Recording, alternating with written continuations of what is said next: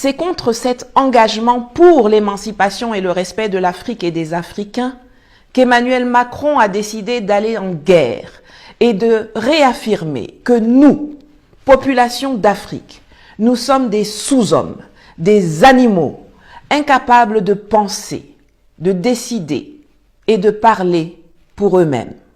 Et si vous croyez que j'exagère en ce qui concerne le racisme, le racialisme condescendant de Macron et de la classe politique française et européenne à l'égard des Africains, je vous invite à écouter le discours qu'il a tenu lors de la conférence des ambassadeurs du 2 septembre.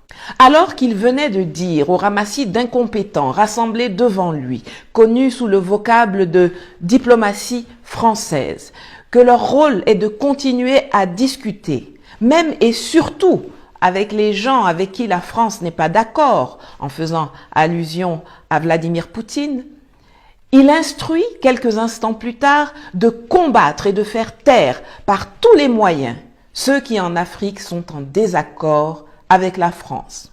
La deuxième chose dans ce monde complexe, c'est qu'il faut assumer à chaque instant de pouvoir et de toujours continuer à parler à tout le monde. Mais il faut totalement l'assumer. Et il ne faut céder à aucune forme de fausse morale qui nous impuissanterait. Qui a envie que la Turquie soit la seule puissance du monde qui continue à parler et à être membre de l'OTAN, dois-je le rappeler, et à parler à la Russie? Oui. Le métier de diplomate, c'est bien de parler à tout le monde, y compris aux gens, et surtout aux gens avec lesquels nous ne sommes pas d'accord. Parlant d'influence, je veux ici aborder aussi un levier plus défensif, et c'est une mission nouvelle des dernières années, mais qui doit être au cœur des missions du réseau. Le monde a changé, je l'évoquais, et notre pays est souvent attaqué. Et il est attaqué dans les opinions publiques, par les réseaux sociaux et des manipulations. Le continent africain en est le meilleur laboratoire. Alors, par tout ce que je viens de dire, je veux qu'on sape en quelque sorte les sous-jacents. C'est parce qu'on aura une vraie politique partenariale qui passe par la culture, le sport, qui valorise nos diasporas, qu'on enlèvera, si je puis dire, les sous-jacents du narratif russe, chinois ou turc qui vient leur expliquer que la France est un pays qui fait de la néocolonisation et qui installe son armée sur leur sol. C'est ça ce qui se passe. Donc il faut casser en quelque sorte déjà parfois les éléments qu'on leur laisserait à utiliser. Mais on doit être beaucoup plus agressif, mobilisé sur ce sujet. On discute avec ses semblables, avec ses égaux, mais certainement pas avec ses moins que rien à la peau foncée, qui, par une erreur de la nature, ont l'audace d'occuper le si riche continent africain tant convoité.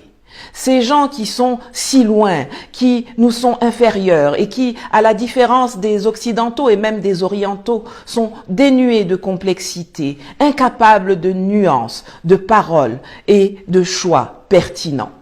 Dans la vision et le narratif de Macron et de ses prédécesseurs d'ailleurs, l'Europe, c'est pour eux. Et l'Afrique, c'est aussi pour eux. Et si par malheur l'Afrique devait échapper à la France, alors elle ne pourrait appartenir qu'aux autres, aux Américains, aux Russes, aux Chinois, aux Turcs, aux Indiens, aux Iraniens, à tous les autres, mais jamais aux Africains. Mais quels moyens s'octroie-t-il pour passer à l'exécution du plan correctif, du plan de riposte à l'éveil des consciences africaines que j'incarne et que je porte au péril de ma vie et de mon bien-être? Dans les années 60, les autorités françaises s'adressaient pour cela à des chefs d'État individuels. Houphouët-Boigny, Senghor, Eyadema.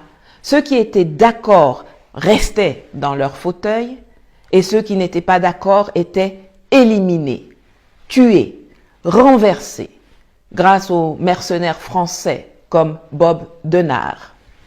Après, quand ils ont constaté les limites de ces huis clos, ils ont parlé au collège des chefs d'État, en organisant des réunions pour s'adresser à eux collectivement, de façon plus compacte. Et c'est ainsi que nous avons vu naître les fameux sommets France-Afrique dans les années 70.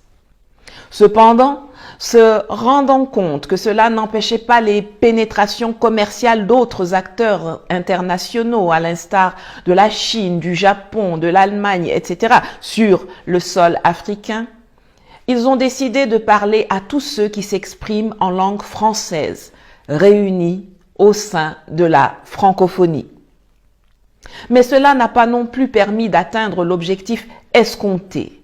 Alors, ils ont ensuite décidé de passer par les sociétés civiles, en les organisant, en les finançant, en les corrompant, en les achetant pour qu'elles influencent pour leur compte.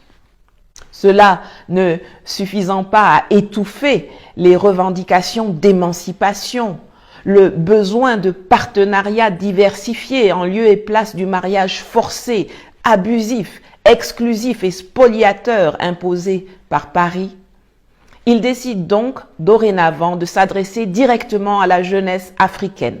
Cette jeunesse dont ils reconnaissent que nous sommes les porte-voix, cette jeunesse qui nous écoute, qu'ils pensaient initialement uniquement branchée sur les réseaux sociaux, ce qui devait exclure ceux qui sont dans les campagnes, dans les zones rurales, de la contestation de la présence française en Afrique.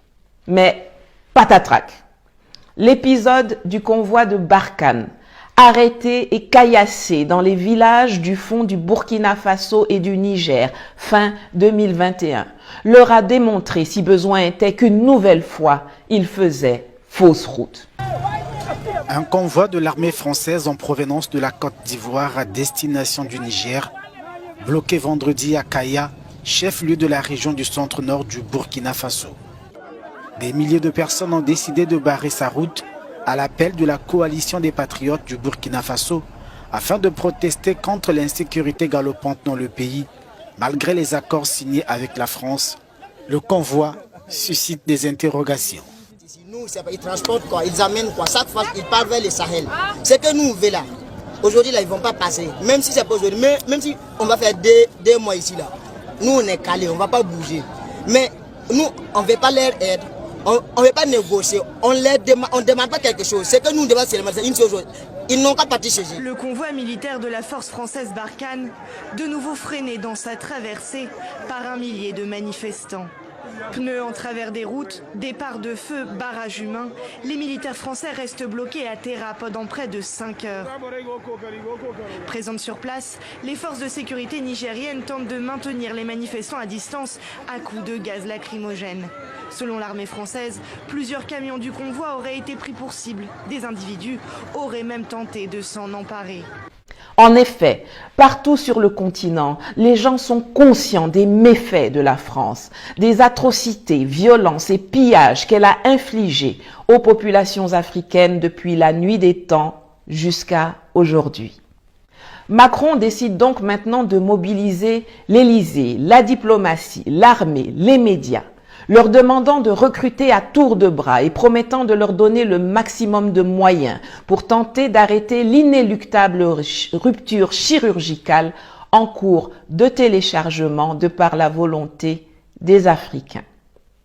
On a même été jusqu'à nommer un ambassadeur pour nous combattre. Mais comme ils nous considèrent comme des sous-hommes, les cancres en pantalon et en jupon se succèdent à ce poste avec le résultat misérable que l'on voit. Leur comportement, leurs agissements, la mobilisation des services et des moyens de l'État français me coûtent cher personnellement.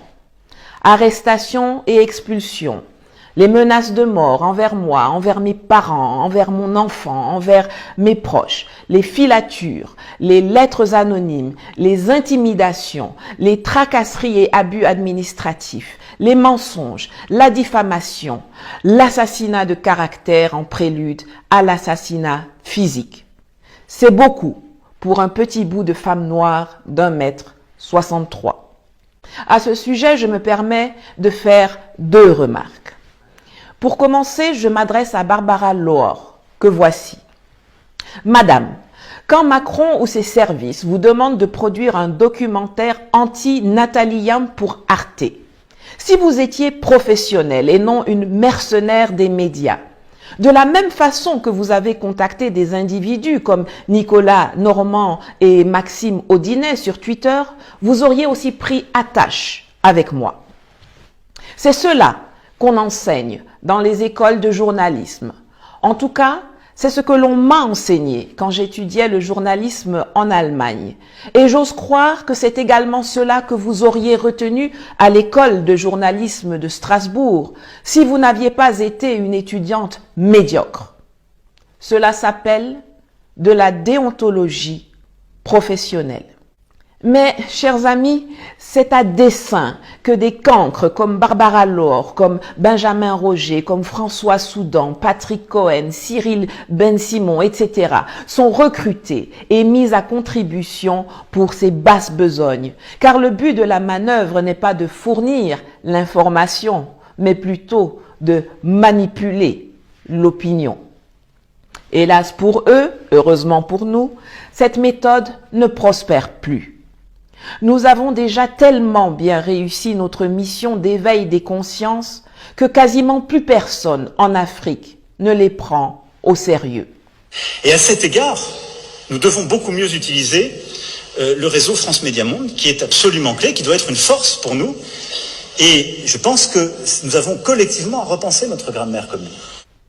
Et c'est ainsi que chaque article ou reportage mensonger, à charge, publié ou diffusé par leurs soins à travers les chaînes comme RFI et France 24 du réseau officiel de la propagande d'État hexagonale France Média Monde ou dans les autres médias subventionnés par l'État français, se fait déchirer, laminer par l'opinion africaine. Ma deuxième remarque est relative au bon usage de l'argent du contribuable français. Puisque malgré le fait que je passe mon temps à vous dire que le combat que je mène est celui de l'affranchissement des tutelles d'où qu'elles viennent, que nous voulons être des Africains qui ne sont la propriété de personne, vous répétez depuis Macron lui-même, en passant par ses ambassadeurs, ses militaires, ses journalistes, puisque donc vous continuez de cultiver l'idée que je suis stipendié, payé par Poutine, par la Russie, la Chine ou la Turquie, mais la solution est toute simple.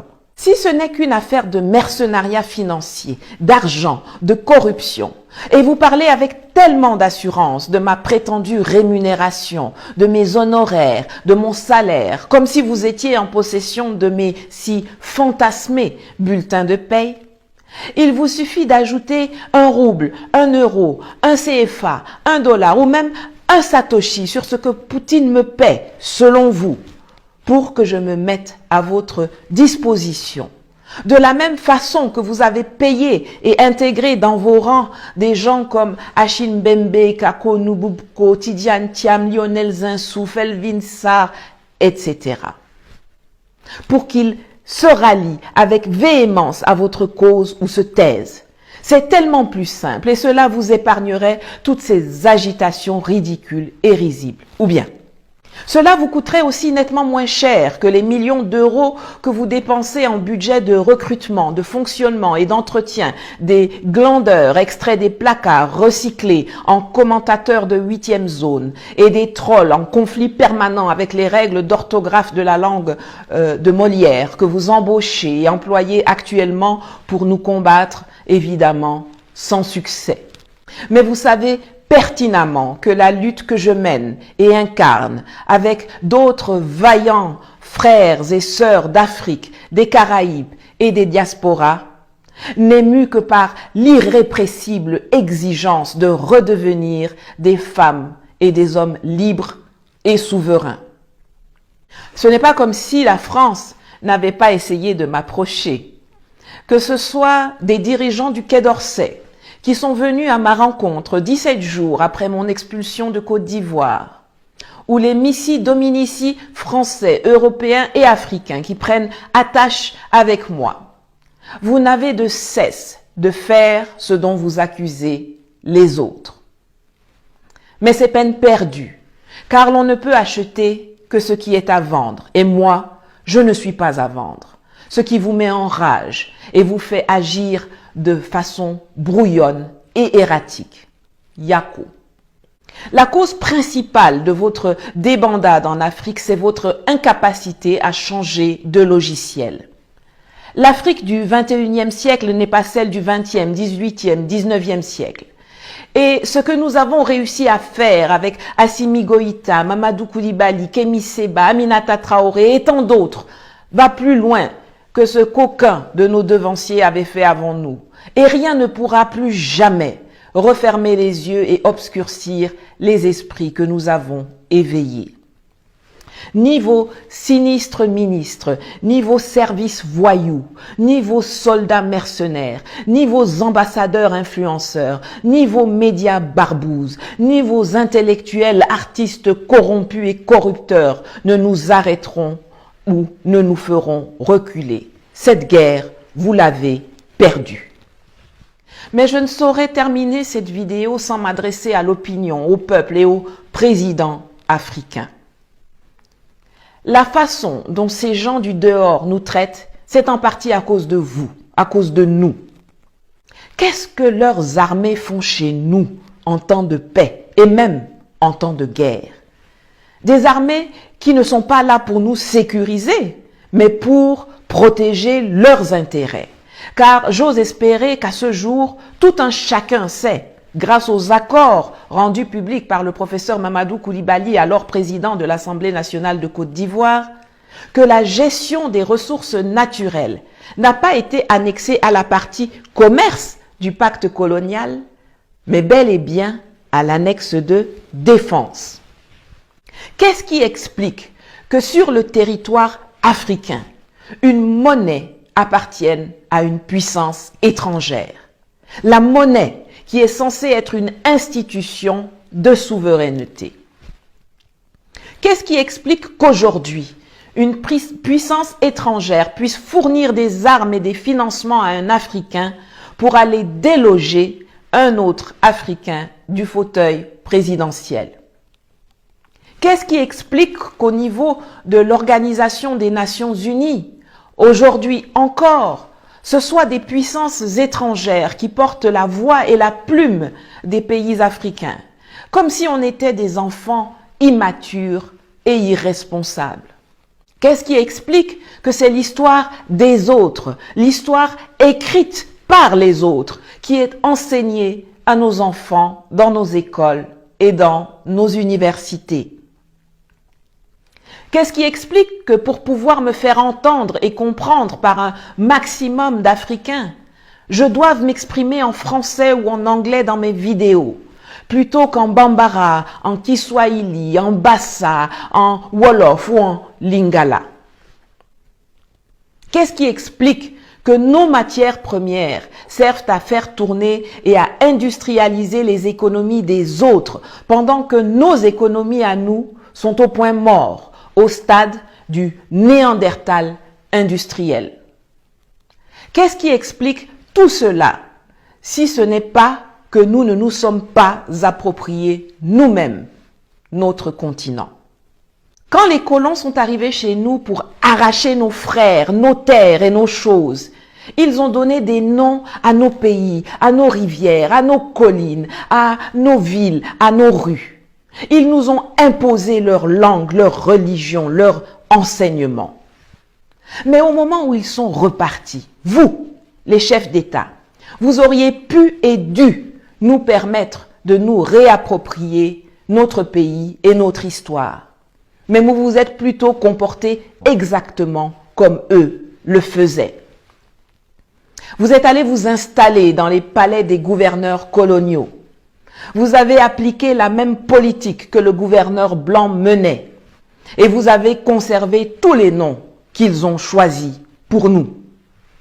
Vous n'avez même pas eu la présence d'esprit d'écrire des textes conformes à nos coutumes, à nos traditions, à nos façons de vivre. Vous vous êtes juste contenté de faire du copier-coller des lois napoléoniennes, le sale type qui a réinstauré l'esclavage, alors qu'eux-mêmes, en Europe, ont pris le temps de les modifier et de les réformer. Le rôle de laquais, à qui les ambassadeurs de France donnent des instructions, vous convient bien. Si vous vous étiez comporté en chef d'État libre, patriote et autonome auquel aspirent les jeunesses africaines, nous n'en serions pas là aujourd'hui. Mais tout n'est pas perdu. bien au contraire. Le vide juridique consternant concernant l'appropriation de l'Afrique par les Africains peut et doit être comblé. Il faut que tout le monde sache que l'Afrique, c'est aux Africains et que rien ne doit se faire en Afrique en dehors de l'intérêt des Africains. Il faut que cela soit dit, écrit, répété, enseigné, appris, martelé, gravé dans le marbre. Il faut que ceux qui gèrent nos pays puissent être capables de démontrer que ce qu'ils ont fait durant leur mandat est dans l'intérêt de l'État, du pays et des populations qu'ils dirigent. Et pour cela, il faut que des dispositions contraignantes soient inscrites dans nos constitutions. J'ai bien dit contraignantes et non pas uniquement déclaratives, dans un préambule que tout le monde et n'importe qui peut violer. Au Mali et en Centrafrique, des révisions constitutionnelles sont en préparation.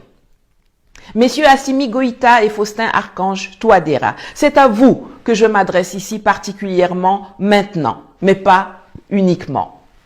Vous avez le devoir de prendre toutes les dispositions pour que la propriété de l'Afrique par les Africains soit ancrée dans nos textes fondamentaux. La présence de bases et d'opérations militaires étrangères sur notre territoire, tout comme l'abandon de notre souveraineté monétaire, doivent être formellement interdites constitutionnellement. L'appartenance du sol et du sous-sol aux populations locales doit y être sanctifiée. L'adoption d'une ou plusieurs langues locales comme langue officielle nationale en complément ou même en remplacement du français doit être prévue. La transparence des contrats signés en notre nom par nos gouvernants y être inscrite et les sanctions relatives à la haute trahison y être précisées. Je suis à votre disposition avec mes équipes pour aider, conseiller, détailler ces propositions.